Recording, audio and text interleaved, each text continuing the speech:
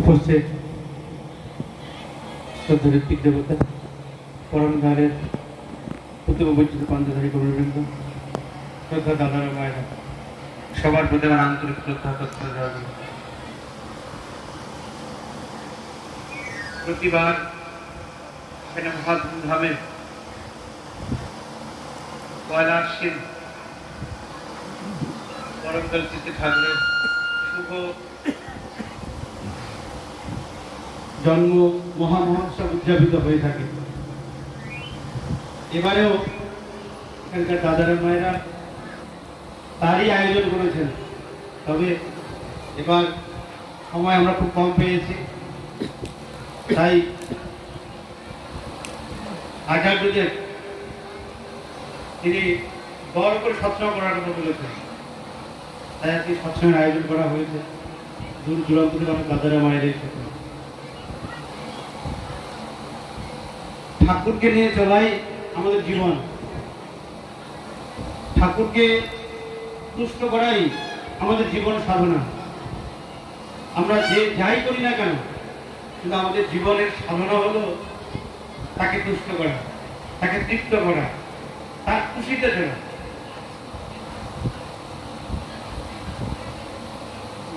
এরকম বহু জায়গায় এরকম আছে যে আমরা ভূতের বেকার থাকি। একটা গান আছে এরকম, মানে কোথাও ঠিক স্পষ্ট মনে নাই, কিন্তু আমরা যা কিছু করি সংসার নিয়ে পাগল হয়ে থাকি। তো এই কবি বলছেন যেটা হচ্ছে ভূতের বেকার খাটার মতো। যত সংসার নিয়ে বেশি ভাববো, তত সংসার কিন্তু তত রসাতলে যেতে থাকবে। সংসারকে বাঁচানোর রক্ষা করার ক্ষমতা আমাদের কারণ নাই। সংসার কি? আমি নিজেকে রক্ষা করতে পারি, আমি নিজেকে রক্ষা করতাম, আমি নিজের প্রাণ করতাম। আমি নিজেকে যেরকম রক্ষা করতে পারি না, ঠিক তেমনি সংসারকে তো আরো পারি। আমি নিজে তার দাস, তিনি আমাকে পাঠিয়েছেন তার কাজ করার জন্য। আমার জীবনের সাধনা এটাই, আমার জীবনের মূল কর্ম এটাই, তার কাজ করা। প্রভু তোমার কাজ করার জন্য পৃথিবীতে এসেছে। আর আমার সঙ্গী যারা আছে তারা আমার সহযোগী, তাদেরও জীবনের সাধনা হলো ওই তাকেই পূরণ করা। সংসারে প্রত্যেকটা মানুষ যখন এমনতর ভাববে এবং ভেবে তাকে নিয়ে চলবে, সেখানেই সুখের আবার, সেখানেই স্বর্গ, সেখানেই শান্তি। আচার্যদেব গত কনফারেন্সে বলছিলেন, তিনি বলছেন যে আমি জীবনে খুব খুশি, আমি খুব খুশি। কেন না, আমার স্ত্রী আমার চাইতে তার ঠাকুরকে বেশি ভালোবাসে, আমার চাইতে আমার ঠাকুরকে বেশি ভালোবাসেন, তাই তিনি খুশি। আবার তিনি বলছেন আমি ভীষণ খুশি এই জন্য যে আমার সন্তান, আমার ছেলে আমার থেকে আমার ঠাকুরকে বেশি ভালোবাসে।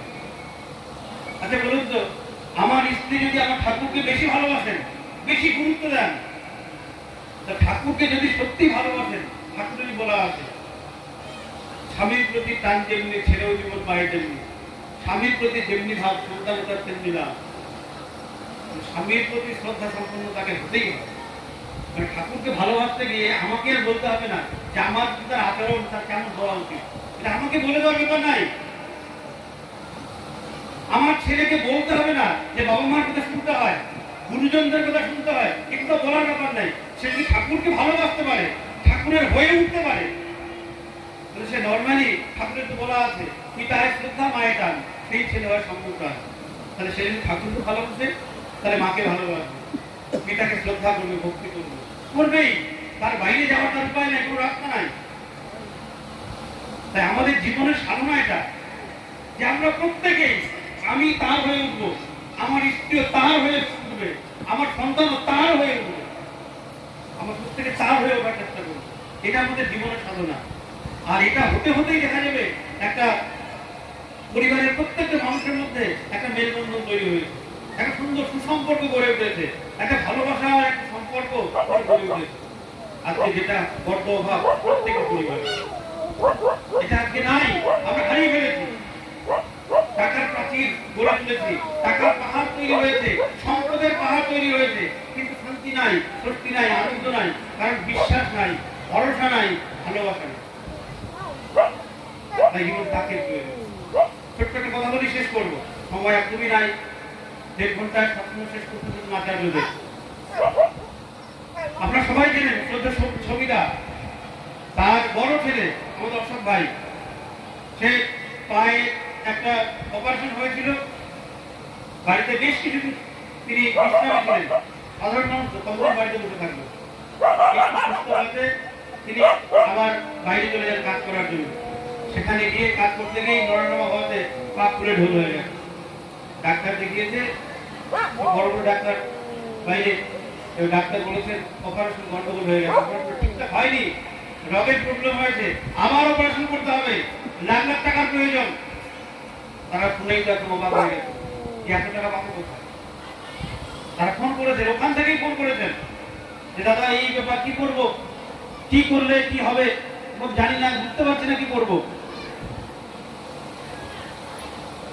এবার আমরা জানালাম যে দাদা দেখুন আমরা কি বলতে পারি, আমাদের তো মাথায় অতখানি বুদ্ধি নাই, তবে এইটুকু বলতে পারি যিনি এর সৎ উপায় বলতে পারেন, এর সুপরামর্শ দিতে পারেন, তিনি হলেন আমাদের আচার্যদেব।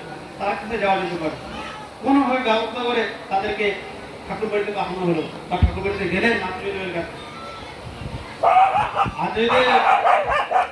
তাদেরকে দেখে বলছেন আপনারা অন্ধকার থেকে আলোতে এসেছেন, ভয় পাওয়ার কি আছে? মানুষ অন্ধকারে ভয় পায়, আলোতে কিন্তু ভয় পায় না। আপনারা অন্ধকার ছেড়ে আলোতে এসেছেন, ভয়ের কিছু নাই এখানে। সেখানে তিনি ডাক্তার দেখাতে বললেন, আবার সেখান থেকে ডাক্তার দেখে আচার্যদেব নির্দেশে তাদের বলা হলো কলকাতায় যাওয়ার জন্য, সেখানে 2জন ডাক্তারকে দেখাতে হবে। অশোক ভাই বলছে দাদা আমার মাথায় কিছু নাই, ঠাকুর বাড়িতে গেলাম, সেখানে দাদা বলছেন আবার কলকাতা যেতে হবে, আবার 2জন ডাক্তারকে দেখাতে হবে।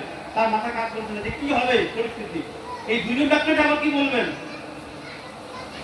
কিন্তু মালিকের আশীর্বাদ তো, সেখানে গেলেন, সুপরামর্শ পেলেন, ডাক্তার সমস্ত কিছু দেখে বলছেন যে আপনার কিছুই হয়নি, আপনার কোনো অপারেশন করতে হবে না, আপনি বাড়িতে যান। আর 2-4টা ব্যায়াম দিয়েছেন, এই ব্যায়ামগুলো করুন। আজকে আমার অশোক ভাই একেবারে সুস্থ। যেখানে বড় বড় ডাক্তার বলে অপারেশন করতে হবে, অপারেশন গন্ডগোল হয়ে গেছে, লাখ লাখ টাকা